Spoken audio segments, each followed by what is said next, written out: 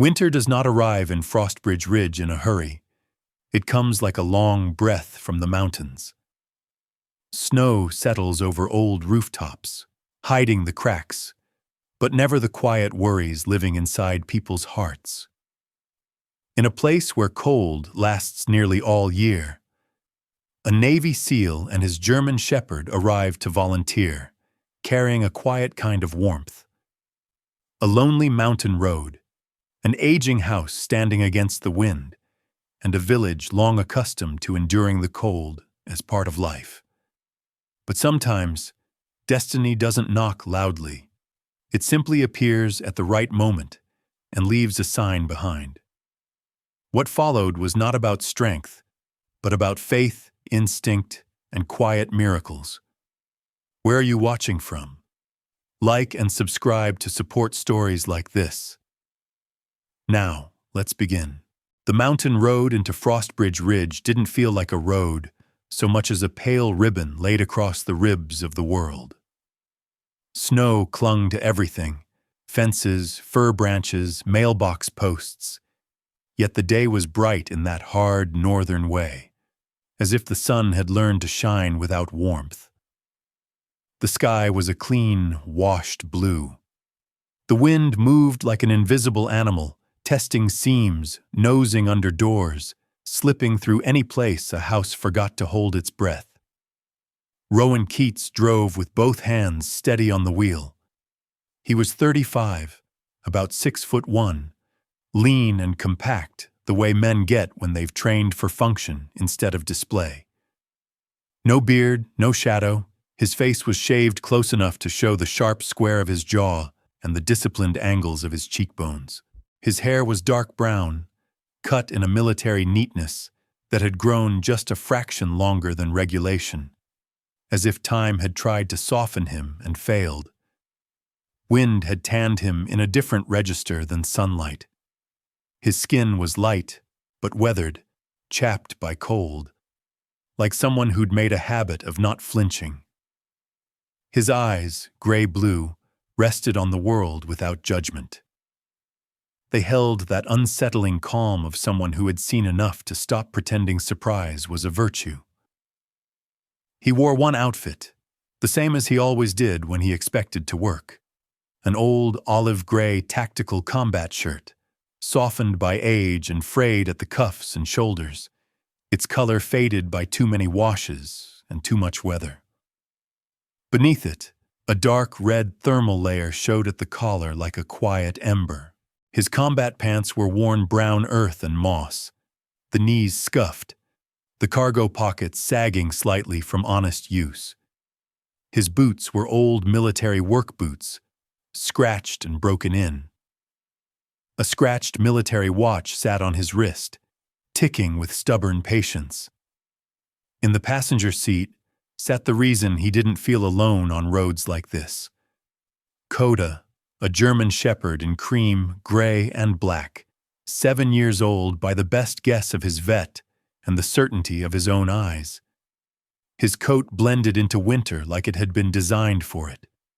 Dark along the spine, pale along the chest and legs. His amber eyes were alert without being frantic, as if he carried a private rule. Don't waste energy on fear, save it for action. A black harness hugged his frame, edged with a dark red trim that looked almost too vivid against the snow. There was a handle on top, practical, not decorative, because Coda's job was not to look heroic, but to be useful. He watched the road ahead without panting, without whining, only occasionally flicking one ear as the wind changed pitch. Rowan had come north for a volunteer run. Supplies, repairs, training sessions. The kind of work that rarely makes headlines and still saves lives. It was officially community support.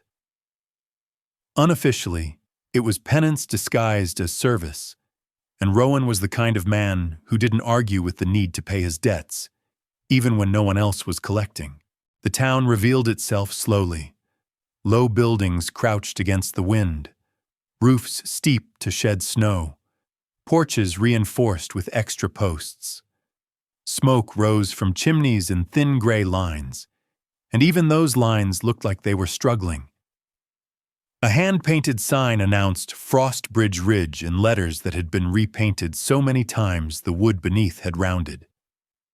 Rowan parked near a small community center that used to be a schoolhouse. People were already gathered, bundled like walking quilts. Someone had set up a folding table for donated gear. Gloves, thermal socks, canned food, a box of flashlight batteries guarded like gold. A woman stepped out to meet him before he'd fully shut the door. Martha Hale carried herself like someone who had spent her whole life making decisions while the weather tried to overrule her. She was in her late 40s or early 50s, medium height, solid in the shoulders from work rather than vanity. Her parka was a muted green with scuffs at the elbows, her hair tucked under a knitted cap, and her cheeks were wind-reddened in a way that didn't look fragile. Her eyes were sharp and direct, town leader eyes, and she spoke with the brisk warmth of someone who couldn't afford theatrics. "You're Rowan," she said, as if confirming a fact already filed. "And that's Coda." Coda sat at Rowan's heel without being told, gaze steady but polite.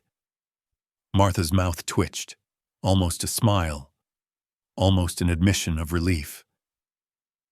"I'm Martha," she added. "If you need something, ask me. If you don't ask me, I'll assume you're trying to be noble and I'll ignore it." Rowan's lips lifted a fraction. Fair. The day moved into motion. Rowan helped unload supplies from a pickup, his boots crunching on packed snow. Coda stayed close, never underfoot, always exactly where he needed to be. Inside the community center, the air smelled of old wood and coffee and damp wool drying too slowly. The lights flickered once, then steadied. A man approached them with a clipboard and a fatigue that sat on his shoulders like a second coat. Elliot Brooks looked early 40s, tall and wiry, with a rough stubble that made him seem more tired than he probably was. His hair was a dark blonde gone messy under a beanie, and his eyes had the bruised look of someone who slept in stolen minutes. A faded rescue jacket, once bright, now dulled, hung on him, and a handheld radio clipped to his chest crackled softly like an anxious insect. "I run the volunteer rescue team," he said, voice calm in the way people get when they've had too many emergencies for panic to feel useful. "If the mountain tries to eat someone, we go argue with it." Rowan nodded. "Rowan, Coda." Elliot glanced at the dog and let out a short breath that might have been a laugh if life had given him more room for it. "Good. We'll take all the arguments we can get." They worked through a checklist. Reinforce the pantry door so it would stop warping, patch the roof seam where wind had been chewing at it, set up a backup charging station for radios and phones. Rowan moved like someone who didn't need to be told twice. He didn't talk much. His silence wasn't cold, it was simply efficient. When he spoke, it was to ask the right questions. How many households had generators? How many didn't? Which families had infants? Which had elderly who couldn't shovel their own paths? Martha answered while making calls and handing out mittens. Elliot marked maps and muttered numbers under his breath like a prayer. Not everyone in Frostbridge Ridge was careless about winter. Some were careful and still doomed by limited resources. Others were careful and still tired of caring. And there were a few, too many, who treated the mountain's warnings like background music. A young woman helped at the donation table, sorting scarves by thickness as if that alone could hold back the cold. Her name was Sarah Wynne. Early 30s, slender, cheeks freckled, hair a soft auburn tied into a practical braid that swung when she moved. Her skin had that pale northern translucence, not sickly but honest, and her hands were quick, folding, stacking, tying, like she was trying to impose order on a world that preferred chaos. She smiled at people with an ease that made them feel seen, then turned serious the moment someone mentioned power outages or medication. "Like, you're the one from the Navy," she said, when Rowan brought over a box of hand warmers. He didn't correct her. "Used to be." Sarah's eyes flicked to Coda, then back to Rowan. "This town likes to pretend it doesn't need anyone," she said softly. "But it does. Thank you for coming anyway." Rowan didn't know what to do with gratitude. He accepted it the way he accepted cold, quietly, without flinching. Coda, however, did something strange. He lifted his head, ears sharp, and stared past the windows. Not at the people, not at the road, but at the dark line where the forest began. His body went still in a way that wasn't fear. It was attention. Then he exhaled once, a low, controlled breath, and pressed his shoulder lightly against Rowan's leg, as if delivering a message through contact rather than sound. Rowan followed his gaze. Out there, beyond the last building, the trees stood in a dense wall of spruce and pine. The forest looked peaceful from a distance, almost picturesque, yet something about it felt watchful. A gust of wind slid along the building's side, and the window glass gave a tiny click. Coda's eyes narrowed. Rowan felt a familiar tightening under his ribs, the sensation of being observed by a thing with no face. He didn't believe in ghosts. He believed in patterns, in physics, in consequences. But he also believed in Coda, and Coda was telling him the world had shifted. Across the room, the fluorescent light above the donation table flickered again. Once, twice, then steadied. People barely noticed. They were used to power behaving like a shy animal. But Coda noticed. He turned his head toward the ceiling, then toward the far wall, then back to the forest line, as if triangulating something invisible. His harness straps creaked faintly as he stood. He didn't bark. He didn't growl. He simply watched, unblinking, the way a sentry watches the first ripple in water before a wave arrives. Rowan's pulse didn't speed up. It settled. That was worse. It was the calm that came before action. Martha followed Rowan's eyes and frowned. "He do that often?" "Only when he means it," Rowan said. Elliot muttered, half to himself. "Dogs don't spook for nothing." Sarah's smile faded. "What's out there?" she asked. Rowan didn't answer because he didn't know. Not yet, and the not knowing had weight. The moment passed. People went back to sorting blankets, tightening screws, checking batteries. Life always insisted on continuing. That was its greatest mercy and its most dangerous trick. Rowan finished repairs, helped move a portable heater to the daycare corner, and showed a small group of teenagers how to build a quick emergency windbreak if they got stranded between buildings. He kept it practical. No hero speeches, just steps. The sun lowered, turning the snow outside into a sheet of pale gold. Frostbridge Ridge looked almost gentle in that light, like a postcard that forgot the danger behind it. Rowan stepped outside to breathe air that didn't smell like wet wool. Coda followed, paws silent on packed snow, breath forming small clouds that vanished immediately. The wind had softened, and in its softness was a warning. Storms often began politely. Rowan's military watch ticked. Time didn't care about mood. He found himself staring again at the forest line. He tried to tell himself he was tired, that the long drive and the work and the unfamiliar altitude were playing tricks. He tried to tell himself it was only a dog being a dog. But Coda wasn't restless. Coda was certain.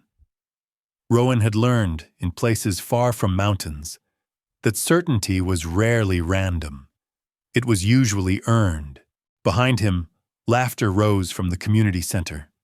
Someone telling a joke about mountain taxes, a kid giggling, Sarah's warm voice scolding someone for putting coffee too close to the donated socks. The sound was good, human, fragile. Rowan looked down at Coda. "You want to walk?" Rowan said, pretending it was that simple. Coda's tail gave one slow sweep, agreement, not excitement. He glanced toward the forest again, then back to Rowan, as if to say, "Not far, just enough." Rowan took the leash, clipped it to the harness ring, and felt the familiar pull of responsibility settle into place like a load-bearing beam. He didn't announce it. He didn't ask permission. He simply started walking, boots crunching, the leash slack between them. The last house of the town fell behind.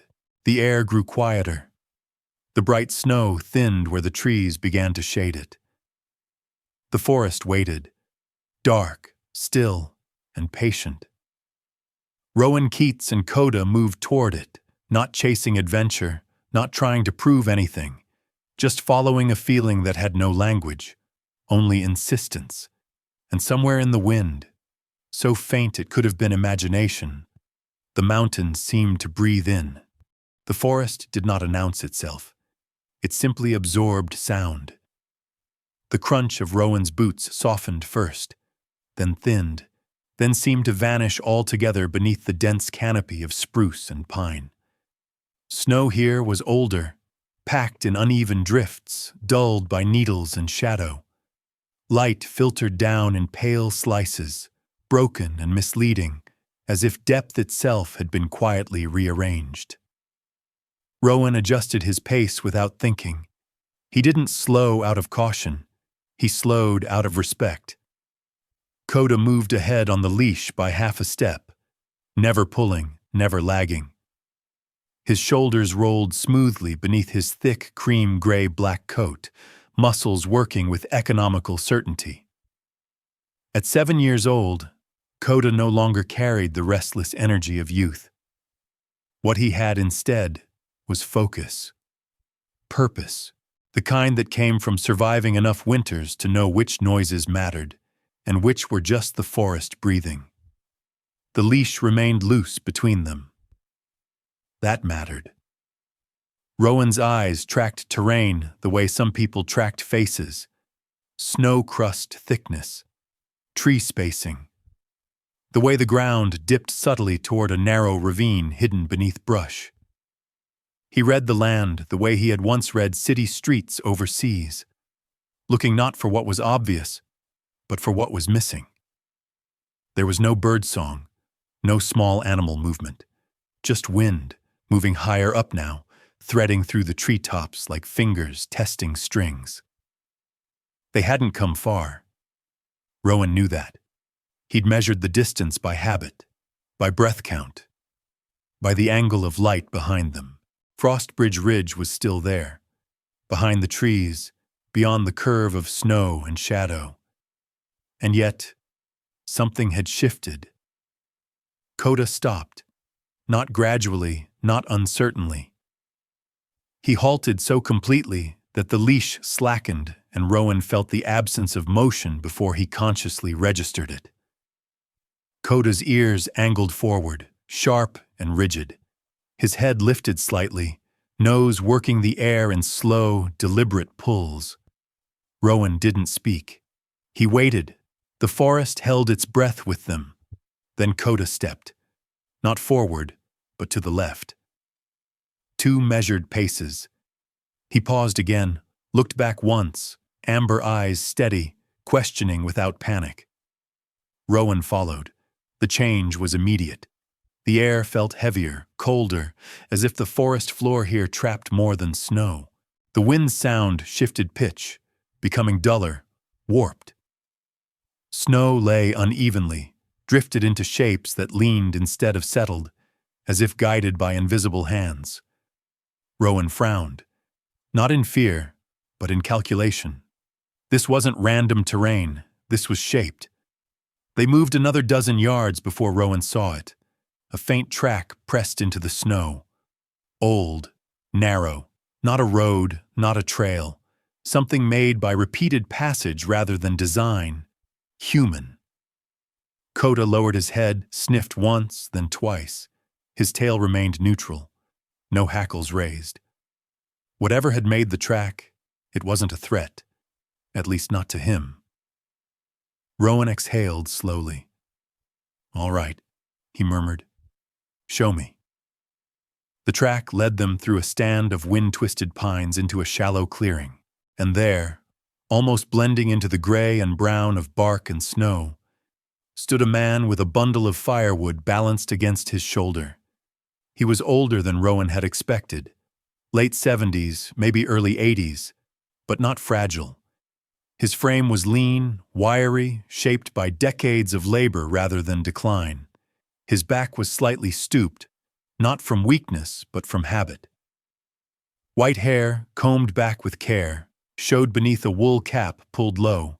His face was narrow, lined deeply at the eyes and mouth, not with softness, but restraint. The man wore a heavy brown coat, thick enough to hold warmth, but old enough to have lost its original shape. Beneath it, a faded flannel shirt showed at the collar. His boots were practical, dark with age, their soles packed with snow. He stopped when he saw them, not startled, not alarmed, just assessing. His eyes, pale blue, sharp despite their tiredness, moved from Rowan's face to his boots, then to Coda. He lingered there, studying the dog the way craftsmen study tools. "Well," the man said at last, voice dry, steady. "You're not from around here?" Rowan inclined his head slightly, a gesture of acknowledgement, not submission.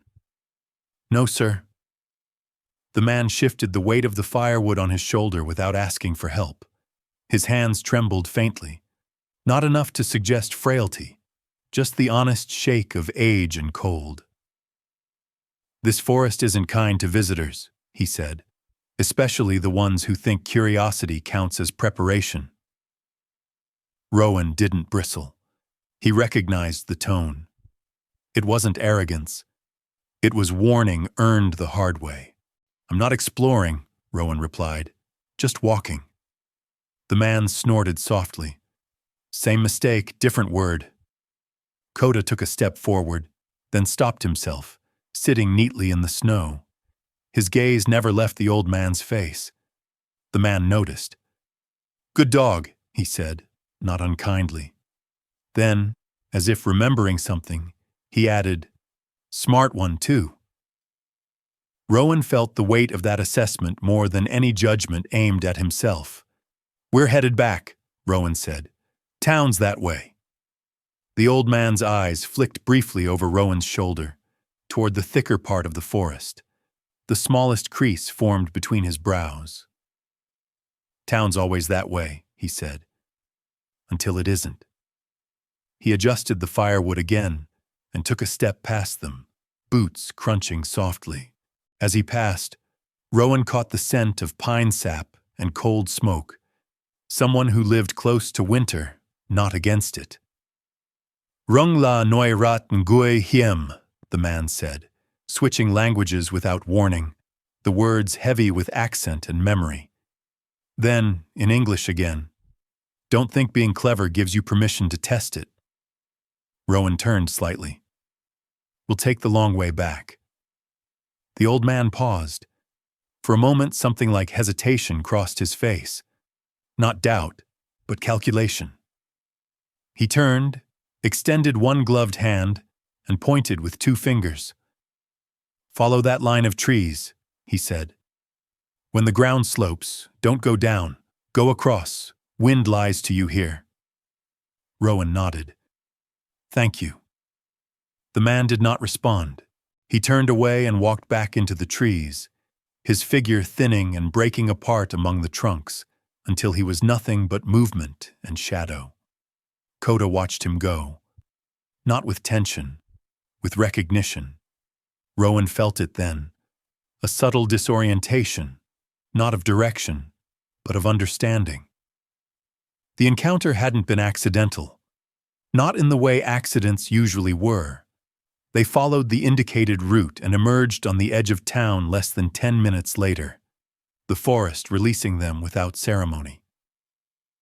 Frostbridge Ridge came back into view, unchanged, unaware of the line it had just been spared from crossing. Rowan stopped once more at the tree line. Behind him, the forest stood silent. No sign of the old man. No sign of the track they'd followed. Coda sat beside him, posture calm, tail resting lightly against the snow. Rowan glanced down. "You knew," he said quietly. Coda blinked once. That was all. They returned to the community center as evening settled in. Lights glowed warmer now, windows fogged with breath and life.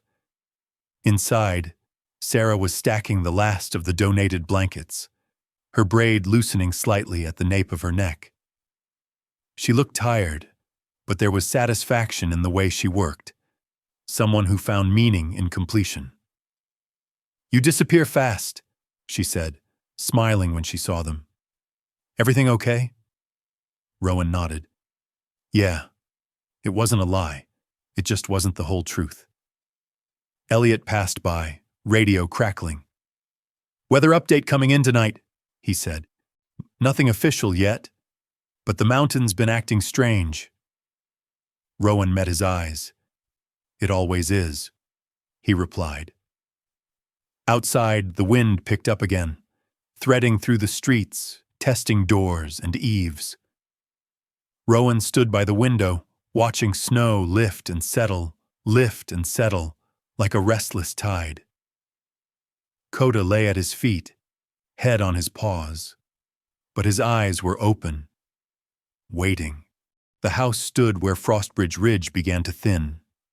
Not at the center of town, not fully apart from it either, just far enough to feel the wind arrive first.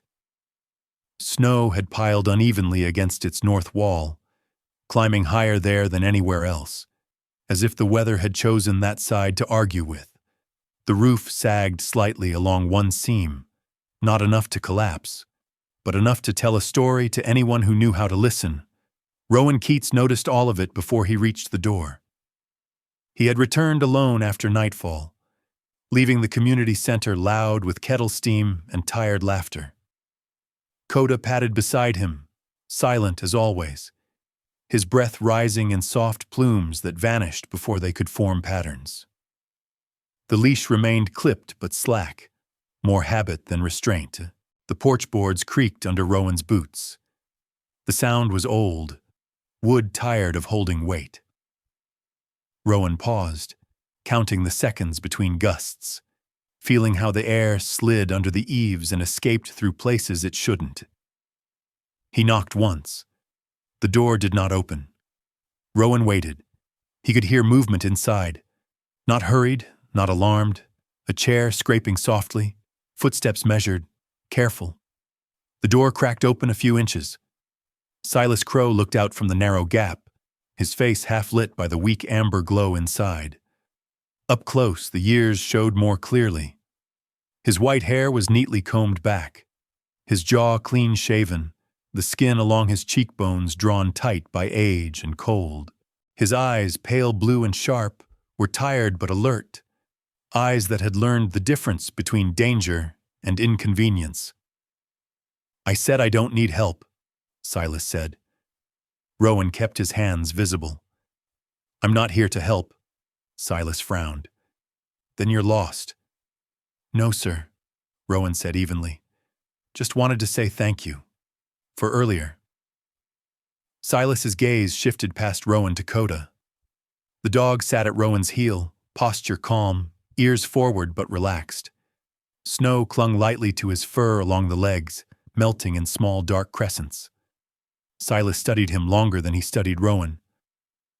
"That dog doesn't look like he wanders," Silas said. "He doesn't," Rowan replied. "That's why I follow him." Silas's mouth tightened, not displeased, just unsettled. "I don't need thanks," Silas said. "And I don't need visitors." Rowan nodded. Understood. He turned to leave. The door did not close immediately. Silas hesitated, fingers still wrapped around the edge. "You can't stay long," he said at last. "It's cold." Rowan didn't point out the obvious. He stepped inside. The warmth was uneven.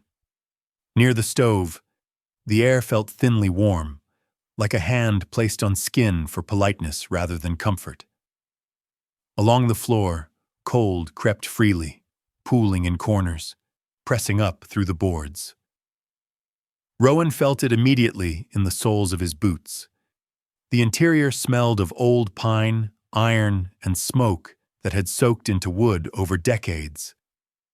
The room was small but orderly, table against the far wall, 2 chairs, a narrow cot near the window. Tools hung neatly on pegs. Firewood stacked with care. Nothing wasted, nothing decorative. And yet, something was wrong. Coda stepped in last, as he always did. He paused at the threshold, sniffed once, then crossed the room, not toward the stove, not toward Silas, but toward the north wall. He stopped there, sat, and looked up. Rowan followed his gaze. A thin seam ran along the boards, barely visible. Snowmelt had darkened the wood beneath it. Cold breathed through that gap like a living thing. Silas noticed Rowan's attention and frowned. "Draft," he said. "Been there a while?" Rowan nodded. "Longer than you think." Silas stiffened. "You here to inspect my house now?" Rowan shook his head. "Just feeling it." Silas snorted softly. "This house has stood longer than you've been alive." Rowan didn't argue. He stepped farther in, boots quiet on the floor. His eyes traced the ceiling line, the way the beams bowed under uneven load. He crouched near the floor, pressed a gloved hand to the boards. The wood flexed slightly beneath his palm. Silas watched him with thinly veiled irritation. "You military?" he asked. "Yes, sir." "Figures," Silas muttered. "Always looking for failure." Rowan straightened slowly. "Not failure," he said. "Stress." Silas turned away, busied himself with the kettle on the stove. His hands shook faintly as he poured water, though whether from cold or memory was hard to tell. "I live alone," Silas said, as if explaining himself to the room. "Don't need much." Rowan glanced around. The shelves were stocked. The firewood pile was generous. Everything necessary was present. "Then why does it feel empty?" Rowan asked quietly. Silas froze. For a long moment, only the kettle's faint hiss filled the space. "Drink your water," Silas said. "Then go." Rowan accepted the mug when it was thrust into his hands. The metal was warm, the water steaming, but his eyes had already drifted elsewhere. To the wall. A single painting hung there, its frame crooked, as if it had been rehung too many times. The image was strange. A house, yes, but not like any house in Frostbridge Ridge. Its walls angled inward slightly, roof sloped steep and asymmetrical. Windows were few and small. A ring of stone encircled the center like a spine. The floor dipped low, hugging the earth. Rowan stared. "That's an odd design," he said. Silas didn't look at the painting. "My son's." The words landed heavy, final. Rowan waited. Silas exhaled through his nose. "He drew it years ago. Said if you built a house like that, winter wouldn't scare it." Rowan's throat tightened, not with sentiment but recognition. "He was an engineer," Silas continued. "Or wanted to be. Always sketching things that didn't look right until you thought about them long enough." Silas stopped himself there, jaw clenched. He didn't say the boy's name. He didn't need to. Rowan took a slow breath. "It makes sense." Silas finally turned, eyes sharp. "What does?" "The way it works," Rowan said. "It's not fighting the cold. It's cooperating with it." Silas scoffed. Dreams don't keep you warm. No, Rowan agreed. But designs do. Silas looked at him for a long time, then really looked.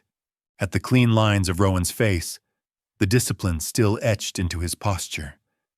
At the dog sitting motionless near the wall, ears flicking at sounds no one else noticed. You should go, Silas said again. Softer this time. Rowan finished the water and set the mug down carefully. Thank you for letting me in. He moved toward the door. Coda did not follow immediately. He stood, patted once around the room, and stopped beneath the painting. He lifted his head and sniffed, then sat again, eyes upturned. His tail gave one slow sweep. Silas stared at him. That's strange, Silas murmured. Rowan turned back. He does that when something matters, Silas swallowed. My boy used to sit right there, staring at that wall, talking about how heat moved. Coda remained still. The silence stretched.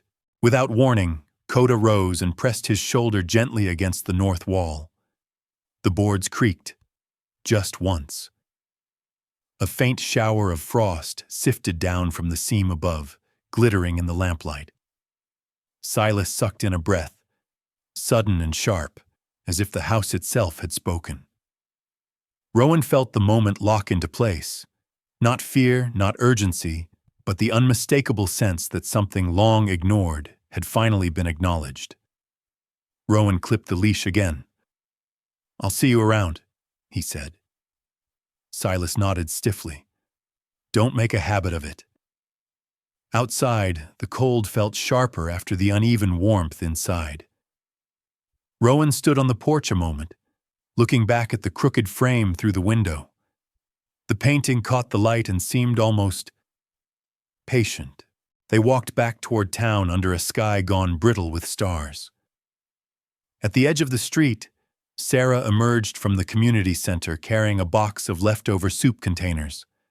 Her braid had loosened further, auburn strands escaping around her face. She looked tired but content, cheeks flushed from heat and effort. You find what you were looking for? She asked. Rowan considered the question. Not yet. She studied his face, then glanced at Coda. He looks like he knows something. Rowan almost smiled. He usually does. Later, alone in his room, Rowan lay on the narrow cot staring at the ceiling. He replayed the angles of the painting in his mind, the stress points of the house, the way Coda had pressed the wall, not randomly, but precisely. Winter didn't announce itself, but houses could be taught to listen. Rowan closed his eyes, knowing sleep would be thin and dreams restless. Somewhere beyond the town, the forest shifted its weight. Somewhere between grief and design, a possibility waited. And for the first time since he'd arrived in Frostbridge Ridge, Rowan felt certain of one thing. The house at the edge of town was not finished telling its story. Morning in Frostbridge Ridge arrived without ceremony. There was no sunrise worth announcing, no dramatic shift in color, just a gradual thinning of darkness. The kind that suggested winter had no intention of loosening its grip. Snow lay where it had lain the night before, pressed flat and pale, reflecting a light that felt borrowed rather than earned. Rowan Keats woke before the alarm on his watch.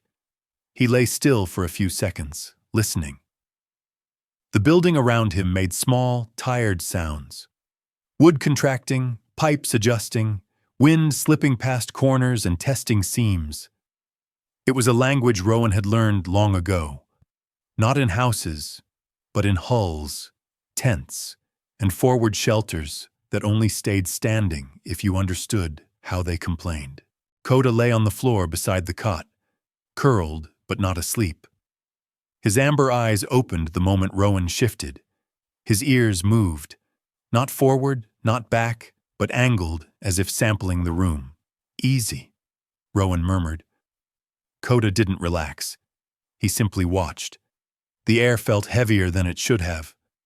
Not colder, just weighted, as if the mountain had leaned a little closer during the night. By mid-morning, Rowan stood again at the edge of Silas Crow's property.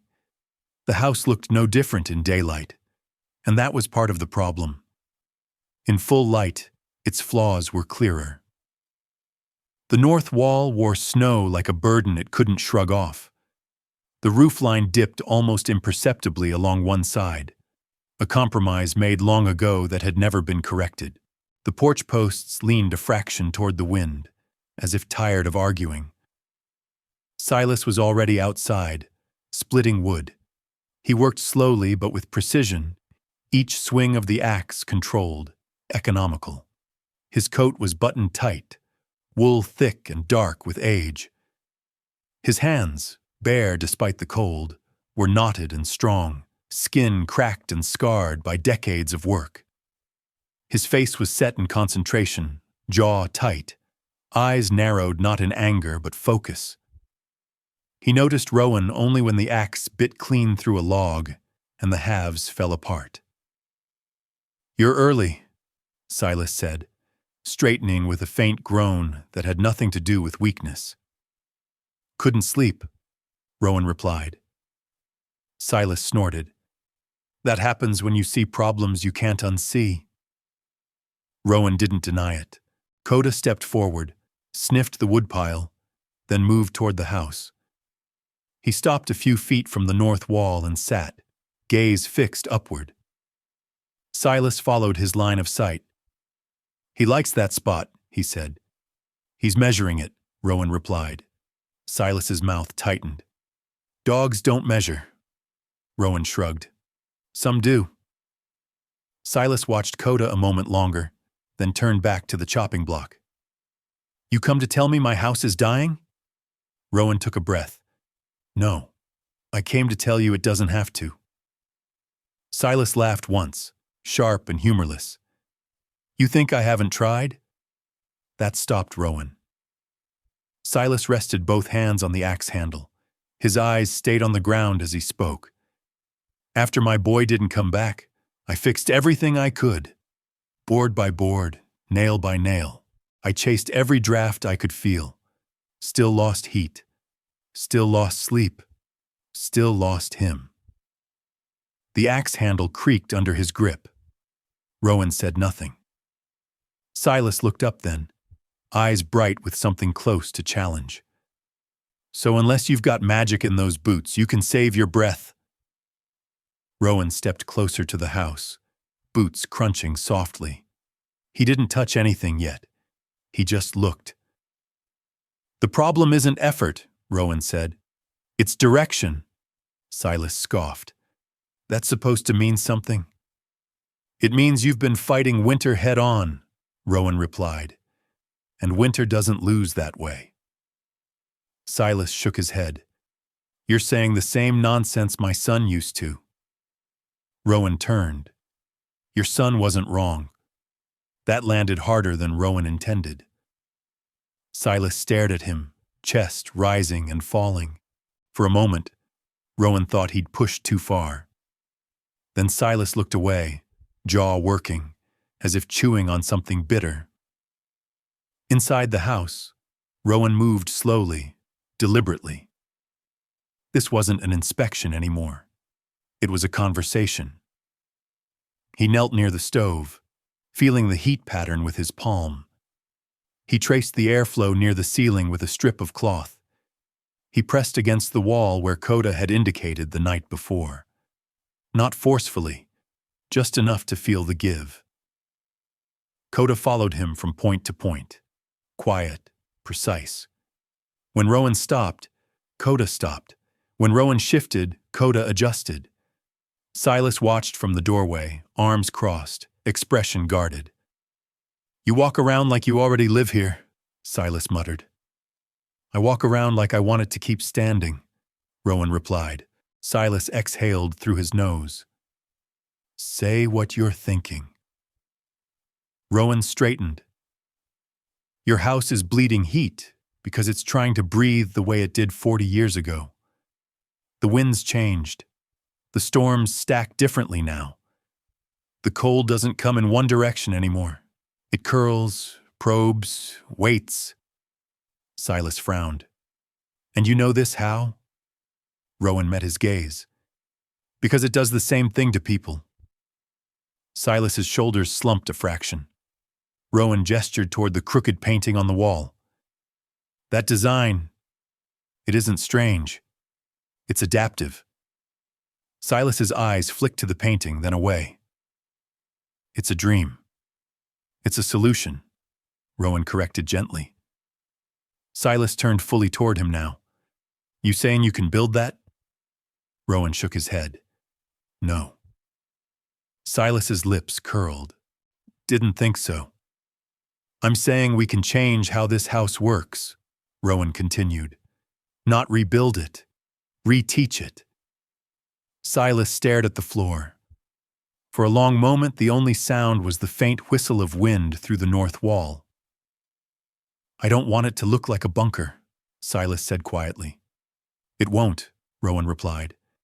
It'll look like something that survived. Silas closed his eyes briefly. When he opened them, something old and tired looked back out.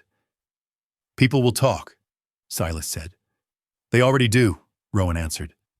Silas gave a short, breathless laugh. True enough. He looked at the axe, then at the house, then at the painting. If you're wrong, I'll stop, Rowan said, and you can tell me to leave. Silas considered that. Then slowly he nodded. Fine, he said. But you don't touch that wall until you explain every step. Rowan inclined his head. Deal. They started with the stove. It took hours. Rowan moved it inward, inch by inch, muscles straining but controlled. Silas fetched limestone blocks from behind the house, salvaged from a collapsed retaining wall years ago and never thrown away because Silas didn't throw away things that might still be useful. Together, they built a rough circular enclosure around the stove, stones fitted by feel rather than symmetry. It looks terrible, Silas muttered. It'll hold heat, Rowan replied. Still looks terrible. Rowan almost smiled. They boarded over 2 north-facing windows next, sealing them tight. Light dimmed instantly, the room sinking into a gray twilight. Silas stood rigid, staring at the boards. My wife liked those windows. Rowan paused, hammer resting against his thigh. How long ago did she pass? Silas swallowed. 8 winters, Rowan nodded once. She'd want you warm. Silas didn't answer, but he didn't stop Rowan either. Coda circled the sealed wall, sniffed along the edges, then sat. He exhaled slowly, a long breath that fogged the air. Rowan took that as approval. By afternoon, the house felt different. Not warmer, not yet, but quieter. The wind still pressed against it, but the pressure had changed. Instead of slipping through gaps, it slid around them. Silas noticed it too. The noise, he said. It's farther away. Rowan nodded. That's the idea. As if in answer, Coda suddenly lifted his head and moved to the center of the room. He sat directly atop a knot in the floorboards Rowan hadn't marked. His ears flattened briefly, then rose again. He looked at Rowan, not urgently, not playfully, but with a seriousness that felt deliberate. Rowan knelt, pressed his hand to the spot, and felt it immediately. Cold rising from below, subtle but insistent. A weakness not in the walls, but in the ground itself. Rowan's pulse slowed as understanding settled in. This house wasn't just leaking heat. It was losing the fight from underneath. Rowan chalked a rough rectangle on the floor. Silas's eyes widened. You're not tearing up my floor. I'm lowering it, Rowan said. Silas stared. That's worse. Rowan met his gaze. 6 feet down, The ground stays the same temperature year-round. We don't need 6. We need leverage. Silas shook his head. You sound exactly like him. Rowan didn't ask who. They pried up boards carefully, stacking them to one side. Beneath was frozen earth, hard as iron. It took hours, sweat forming at Rowan's hairline despite the cold. Silas worked beside him, slower but steady, hands blistering without complaint. Coda stayed close, occasionally nudging Rowan's leg when his footing slipped. By evening, the floor sat nearly a foot lower than before. Crude steps led down into the space, which now felt less like a room and more like a shelter carved into the earth. Silas looked around, breath coming shallow. It's ugly. Rowan wiped his hands. It's alive. They stood in the altered room as dusk settled outside. The wind rose again, louder now, testing the changes. The house did not answer with a whistle. It held. Silas sank into a chair, suddenly exhausted. He stared at the painting, then at the stone ring, then at the lowered floor. My boy would have loved this, he said softly. Rowan said nothing. Outside, snow began to fall again, thicker this time, heavier. Winter was gathering itself, and for the first time, Silas Crow's house was gathering with it. The changes to Silas Crow's house did not stay secret for long. In Frostbridge Ridge, nothing ever did.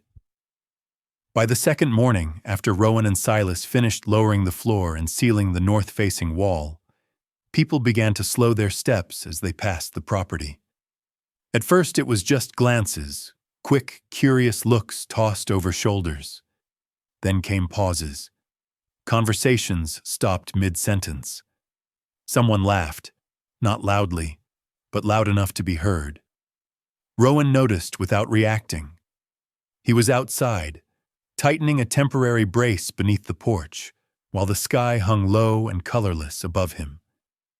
His breath came out in measured clouds, his movement steady and unhurried. The olive-gray tactical shirt clung slightly with sweat despite the cold. Its worn fabric darkened at the shoulders.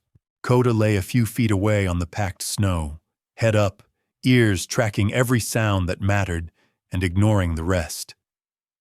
Silas stood in the doorway, arms folded inside his thick coat. They think you've lost your mind, a voice called out. The speaker was a broad man standing near the fence line, a man built like the land itself. Harlan Pike had the shoulders of someone who'd worked iron and timber his entire life. He was in his early 60s, tall but sloped forward slightly, as if years of carrying weight had taught his spine to expect it. A dense brown beard covered most of his jaw, shot through with gray, and his skin was roughened by wind and old burns. His eyes were sharp, skeptical, and not unkind. Just accustomed to disappointment. It looks like you let a drifter turn your house into a bunker, Silas, Harlan said. Silas's jaw tightened. Looks like you should mind your own property. Harlan snorted. Hard to do when it starts looking like a fort. Rowan straightened slowly and turned to face him. I'm not staying, Rowan said evenly. I'm fixing. Harlan looked him up and down, took in the military cut of his hair, the lack of beard, the calm posture that didn't try to fill space but somehow did anyway. Fixing what? Harlan asked. The way winter comes in, Rowan replied. A ripple of quiet laughter moved through the small group that had gathered. 3 neighbors now, bundled against the cold, curiosity outweighing their errands. Harlan shook his head. Winter comes in how it wants. Always has. Not always, Rowan said. Harlan raised an eyebrow. You think you know this mountain better than the people who've buried their dead in it? Rowan held his gaze. I think the mountain doesn't care how long you've lived here. The words were simple. They landed hard. Silas stepped forward then, voice edged with something sharp. That's enough. He's working with my permission. Harlan looked at Silas, surprised. You let him cut your floor. Silas didn't flinch. I let him keep my house standing. Harlan studied the lowered doorway, the boarded windows, the way the porch had been reinforced. His expression shifted, not to approval, but to doubt tinged with worry. People are talking, Harlan said more quietly. They think you're scared. Silas laughed once, bitter. I am. That stopped them. Silas looked at the house behind him, then back at the men. I've been scared for years. You just never noticed. No one answered. Harlan cleared his throat. Storm's coming, he said. Radio said pressure dropped overnight. Rowan glanced at Coda. The dog had risen to a sit, ears forward, gaze locked on the far ridge. Snow had begun to move differently there, not falling, but drifting sideways, pressed by a wind that hadn't reached town yet. I know, Rowan said. The group dispersed slowly, conversation subdued now. Harlan lingered a moment longer, then shook his head and walked away, boots crunching heavily. Silas exhaled as if he'd been holding his breath since dawn. You make friends fast. Rowan returned to his work. I'm not here to be liked. Inside the house, the air felt different again. Warmer, yes, but more than that, it felt contained. The stone ring around the stove radiated a steady heat, not sharp, not aggressive. The lowered floor kept warmth close, holding it where bodies lived instead of letting it climb uselessly toward the ceiling. Silas sat at the table, hands wrapped around a chipped enamel mug. His fingers were steadier today. You think they'll come? Silas said. It wasn't a question. Rowan nodded. When it gets bad enough. Silas frowned. And if it doesn't? Rowan met his eyes. Then we've made your house better for nothing. Silas almost smiled. By midday, the wind arrived. Not violently, not yet. It came like a test, pressing against walls, slipping along corners, finding places to complain. Rowan moved through the house, listening, adjusting temporary seals, redistributing weight along the supports. Coda followed him, silent and precise, stopping when Rowan stopped, watching when Rowan listened. Silas watched them both, something loosening behind his eyes.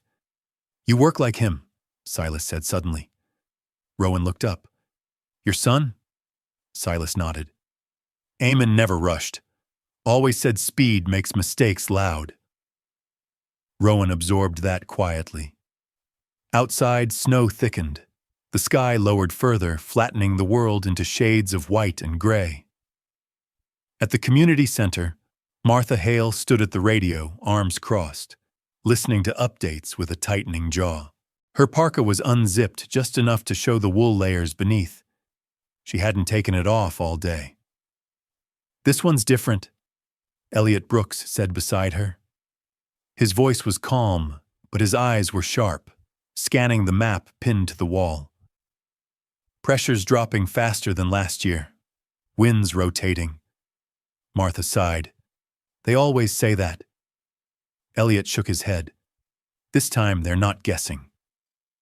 By late afternoon, the first knock came at Silas's door. It was tentative, almost apologetic. Rowan opened it. A woman stood there with a young boy bundled against her chest. She was slight, mid-30s, her face pale and drawn from cold and worry. Her dark hair escaped from beneath her hood in damp strands. The boy clutched her coat. Eyes wide, cheeks flushed too bright. Our heater's gone, she said quickly. Just until my husband gets back. Silas stepped forward. Come in. The woman hesitated, eyes flicking to Rowan, then to the strange interior, the lowered floor, the dim light, the stone ring. Please, Silas said again. It's warm. She stepped inside.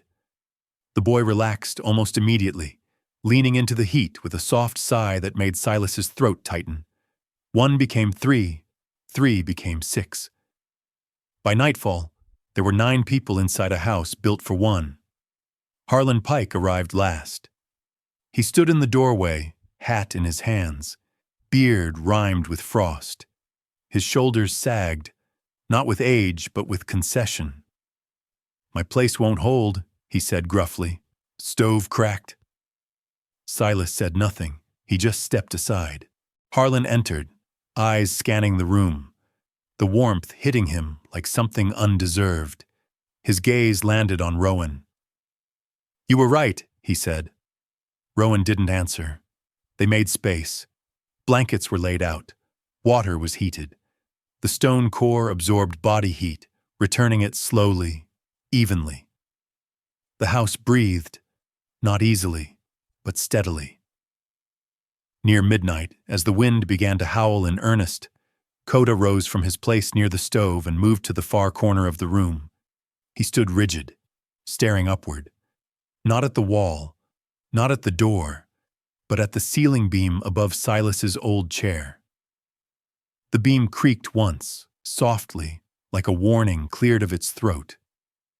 Rowan's hand went up instinctively. Conversation died. In the silence, everyone felt it.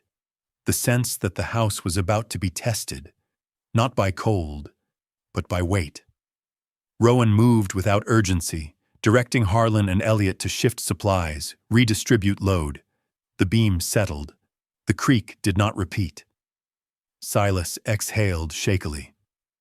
He always knew where to sit, he whispered, watching Coda. "My boy." The storm did not let up. It worsened. Wind slammed snow against the house like thrown gravel. Drifts climbed the walls. Somewhere in the dark, something cracked. Wood or ice or both. Inside, the temperature dropped slightly, then stabilized. Breath fogged, but it did not bite. People slept in turns. Rowan did not sleep. He checked braces every hour, adjusted vents by inches, listened to the language of strain. Coda stayed awake with him, moving when he moved, resting only when Rowan paused. Near dawn, the wind shifted direction. Rowan felt it before he heard it. The pressure eased along the north wall but increased elsewhere. The house adjusted, groaning softly but holding. Silas watched the sky through a narrow slit near the door. His eyes were wet, not from smoke, not from cold. "They'll talk about this," he said quietly. Rowan tightened a final support. "Let them." The storm roared on, furious and contained. And for the first time in many winters, Frostbridge Ridge had a place that did not answer fear with silence. The storm changed its voice just before dawn. It stopped screaming. Instead, it pressed. Snow no longer arrived in bursts. It came in weight, steady and relentless, piling against walls, climbing over itself, testing patience rather than strength. Wind leaned against the house like a thing with intent, grinding instead of striking. Inside Silas Crow's home, the warmth held, thin but alive. Breath fogged the air. Blankets rustled as people shifted in uneasy half-sleep. Someone coughed softly. A kettle hissed, then fell quiet. Rowan Keats stood near the door, boots on, jacket half-zipped. Coda sat at his side, posture rigid, ears angled forward. His amber eyes were not scanning the room. They were fixed on the door, on what lay beyond it. Rowan noticed. He always did. "What is it, boy?" Rowan murmured, not touching him yet. Coda didn't look back. He rose slowly, moved closer to the door and stopped. His nose lifted, his body tensed, not with fear, but with focus. A low sound vibrated once in his chest, barely audible, then stilled. Silas watched from his chair, eyes sharp despite the fatigue lining his face. "He's been doing that all night," he said quietly. "Listening." Rowan's jaw tightened. He stepped closer to the door and cracked it open just enough to feel the air. The cold hit him like a wall. It wasn't just temperature. It was force. Wind clawed at the gap, trying to pry it wider. Snow swirled sideways, erasing depth and distance. The world beyond the threshold looked unfinished, as if someone had wiped away the details. Rowan closed the door again and leaned his forehead against it for a brief second, grounding himself. Behind him, someone stirred.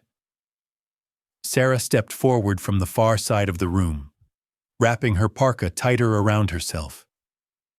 In the low light, she looked thinner than usual, tall and wiry, auburn hair pulled into a messy braid that had long since lost its shape. Her skin was pale from cold and exhaustion, freckles standing out sharply against flushed cheeks. Her eyes, though tired, were alert. "You're thinking about going out there," she said. Rowan didn't answer. She studied his face. The stillness that meant a decision had already been made. "You don't have to," she added. "We've got people safe here." Rowan met her gaze. "Not everyone." Silas shifted in his chair. "No one survives out there right now," he said. "Not even you." Rowan turned toward him. "I've survived worse." Silas shook his head. "Not alone." Rowan glanced down at Coda. "I'm not," he said. Coda's tail flicked once. Rowan began checking his gear methodically. Gloves, rope, headlamp, harness. He looped the rope through a reinforced beam near the door, tested the knot twice, then clipped the other end to his belt. Elliot Brooks stepped forward, his face drawn with fatigue, stubble dark against wind-chapped skin. "If you go," he said, voice low, "you don't go far. Visibility's near zero." Rowan nodded. "I won't." Harlan Pike stood near the wall, arms crossed, jaw clenched. "This is stupid," he muttered. "Brave, but stupid." Rowan met his eyes. "Sometimes they look the same." Silas rose slowly from his chair. He looked older now, shoulders bowed not by age but by the weight of watching someone else make the choice he never could. "Don't make me bury another one," he said. Rowan's expression softened. "I don't plan to." He knelt in front of Coda and rested his forehead briefly against the dog's. "You lead," he whispered. "I follow." Coda leaned into him solid and warm. They stepped outside together. The storm swallowed them instantly. Cold ripped at Rowan's breath, slicing into his lungs like glass. Snow erased the ground, the sky, everything in between. The rope hummed under tension as the wind pulled at it, trying to tear him away from the house behind him. Rowan kept one hand locked around it. Coda moved ahead, body low, shoulders rolling with controlled power. He didn't fight the wind. He read it, angling across gusts, choosing paths where snow packed firm instead of drifting deep. Rowan followed, counting steps, breaths, seconds, 10 steps, pause, 10 more. The world narrowed to Coda's shape ahead and the rope in Rowan's hand. Then Coda stopped. He lifted his head, ears snapping forward. Rowan froze. A sound threaded through the wind, thin, broken, almost lost, human. Rowan felt his pulse slow. "Good," he murmured. "Show me." Coda shifted direction, pulling slightly against the rope, guiding Rowan diagonally away from the house. Snow deepened, grabbing at Rowan's knees, threatening to steal his balance. He leaned into the wind, trusting the dog ahead of him more than his own eyes. They found her near a stand of dead pines. She lay curled on her side, half buried, coat torn, one boot missing. Her dark hair was frozen stiff against her collar. Her skin was gray with cold, lips blue, but her chest still moved. Barely. Rowan dropped beside her immediately, shielding her from the wind with his body. Stay with me, he said, voice firm, grounding. He checked her pulse, weak but present. He wrapped her in the emergency tarp from his pack, securing it tight around her shoulders and legs. Coda circled once, hackles raised, then stopped abruptly. His head snapped up. Rowan followed his gaze. Movement. Two figures emerged through the white. Men. They were dragging something between them. A sled loaded with fuel canisters.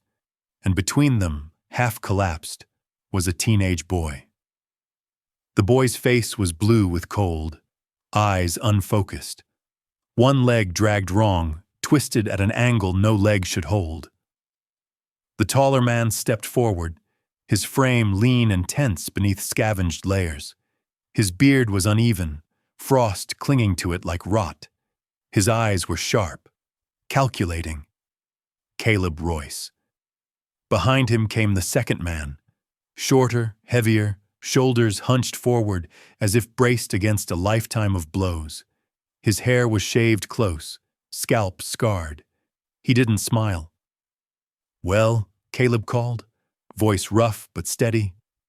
"Looks like we found ourselves a shelter thief." Rowan rose slowly, placing himself between the men and the woman behind him. "Let the boy go," Rowan said. Caleb laughed, breath steaming. "Winter doesn't do charity." Coda stepped forward one pace and stopped, too still. Caleb's eyes flicked to the dog, then back to Rowan. "That mutt won't scare me." Rowan's voice dropped. "He's not here to scare you." The shorter man shifted uneasily. "Caleb." "Quiet," Caleb snapped. Rowan spoke again, calm as ice.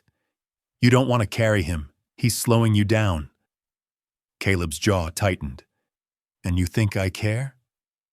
"I think you care about surviving," Rowan replied. "And broken legs don't make it through storms." The boy whimpered softly. Caleb hesitated. That was enough. Rowan swung his headlamp on suddenly, angling the beam low.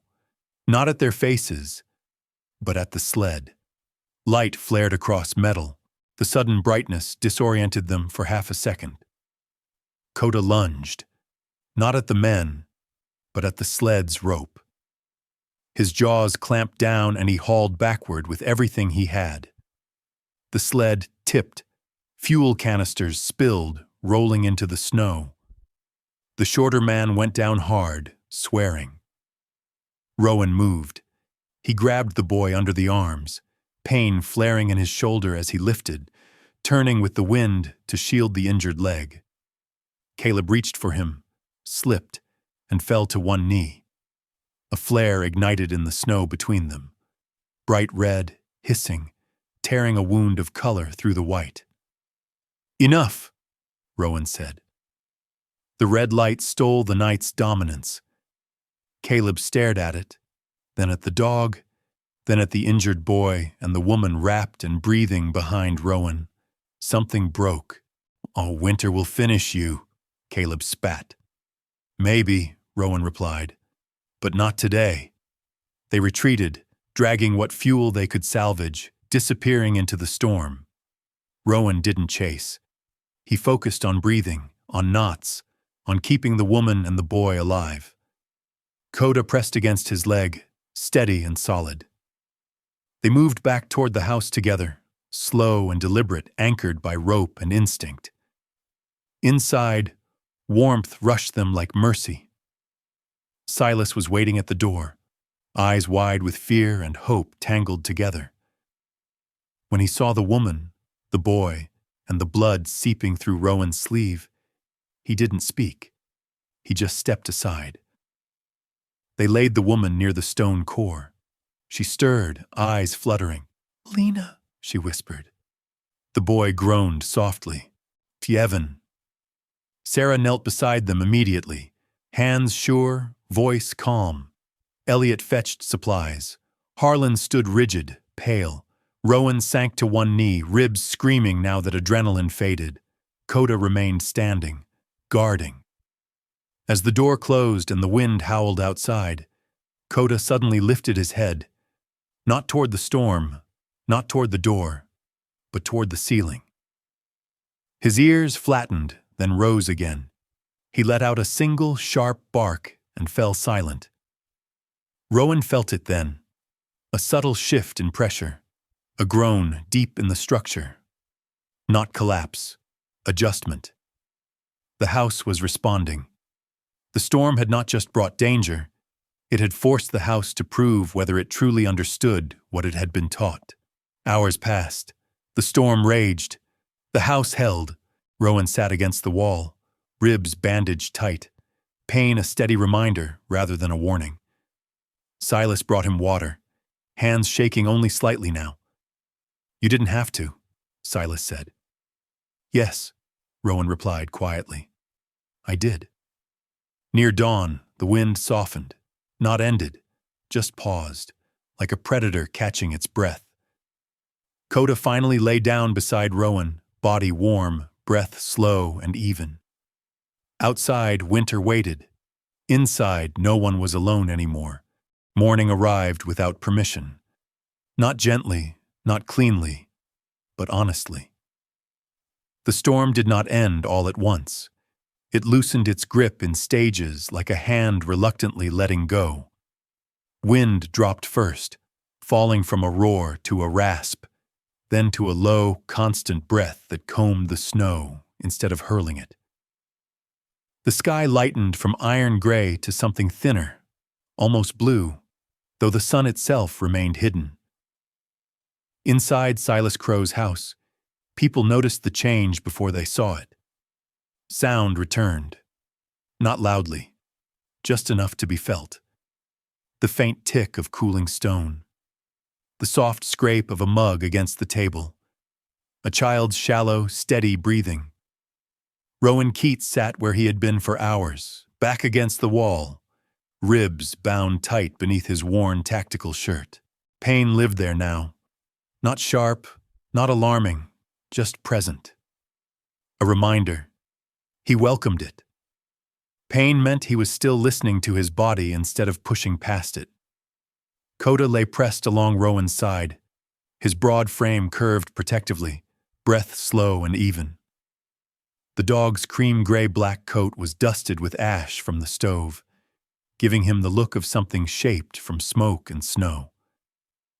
At 7 years old, his movements had lost any wasted urgency.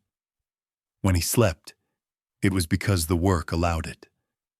Sarah was awake at the table, her braid finally undone, auburn hair falling in loose waves around her shoulders. She looked smaller in the morning light, tall but narrow, skin pale with exhaustion, freckles standing out against dark circles under her eyes. She held a mug in both hands, not drinking, just absorbing the warmth. Elliot Brooks knelt near the stone core, checking Lena's pulse again. His voice was low, professional, steady. He had shed his rescue jacket sometime during the night. Now he looked like what he was beneath it, an ordinary man who had chosen responsibility too many times to count. Lena lay wrapped in blankets, color slowly returning to her cheeks. Her dark hair, once frozen into her collar, now curled damply along her jaw. When she stirred, it was without panic. "My boy?" she whispered. Sarah leaned in immediately. "He's right here."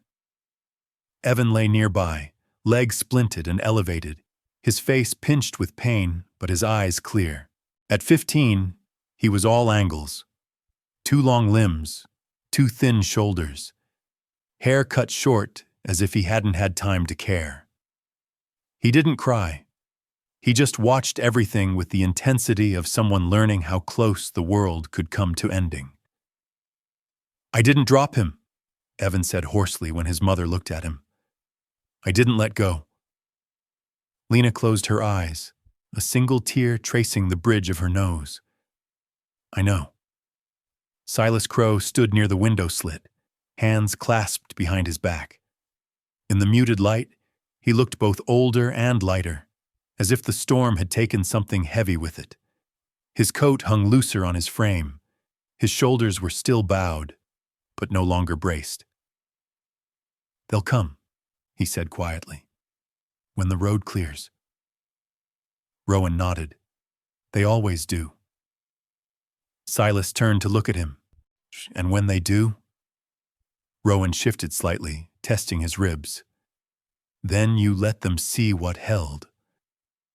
Silas followed his gaze to the stone ring, the lowered floor, the boarded wall that now looked less like loss and more like intention.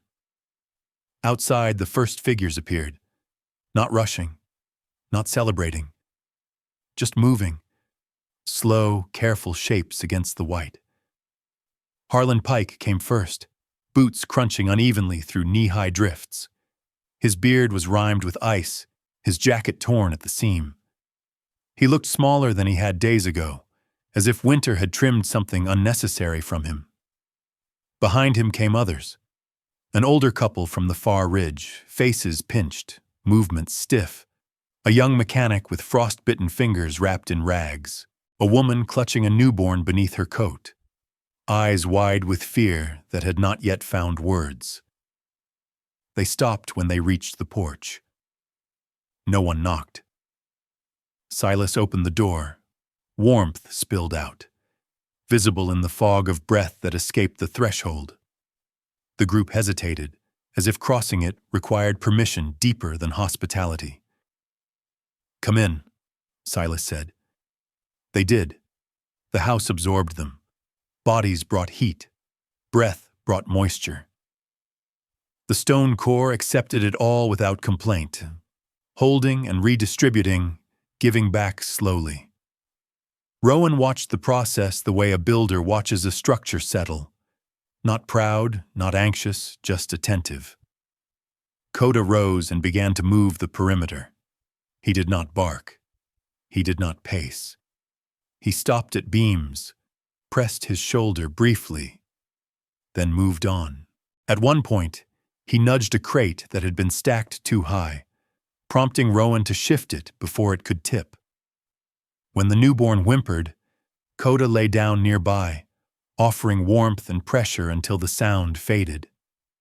People noticed. They always did. "He's mapping," Rowan said quietly when Sarah asked. "Mapping what?" "The storm," Rowan replied, "and what's left of it." By noon, the wind had dropped enough for sound to travel farther. Someone laughed softly, someone else cried, not loudly, but without trying to stop it. A pot of soup appeared from nowhere and was passed hand to hand. Harlan stood near Rowan, hands shoved deep into his pockets. He watched the room, jaw working. "I was wrong," he said at last. Rowan glanced at him. "About what?" Harlan shook his head. "About thinking strength was enough." Rowan didn't respond. Harlan cleared his throat. "My father died in the winter of '92. Power outage. Thought he could ride it out alone." Rowan looked at him then. "I'm sorry." Harlan nodded once. "I didn't learn from it." Before Rowan could reply, Coda stopped. He froze near the center of the room, ears lifting, body going still. Not tense. Focused. Rowan felt it too. A subtle change in pressure, a shift in how sound carried. The house creaked, not in protest, in relief. A heavy cascade slid from the roof outside, snow releasing all at once with a deep, hollow thud. The structure shuddered, then settled.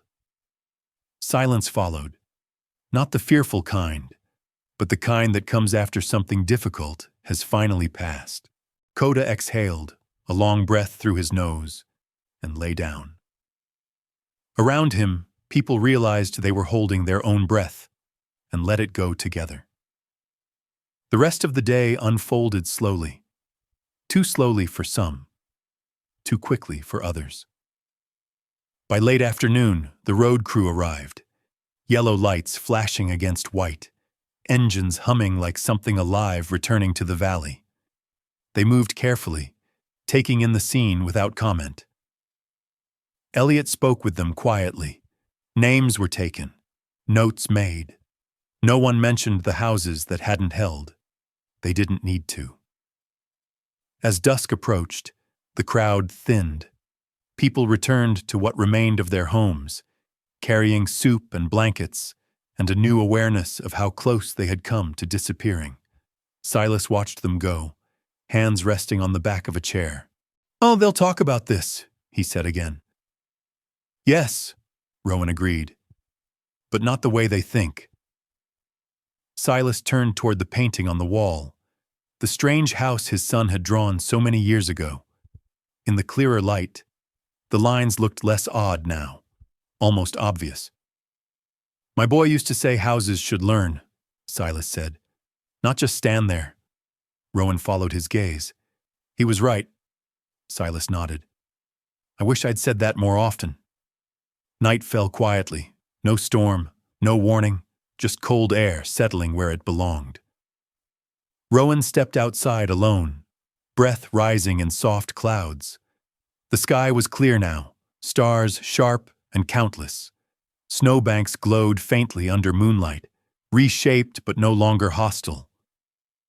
Coda joined him, sitting close enough that their shoulders touched. "You did good," Rowan murmured, not sure who he meant.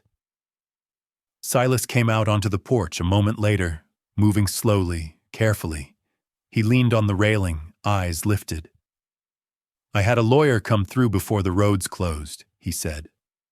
Rowan stiffened slightly. "You didn't need to." "I know," Silas interrupted gently. "That's why I did."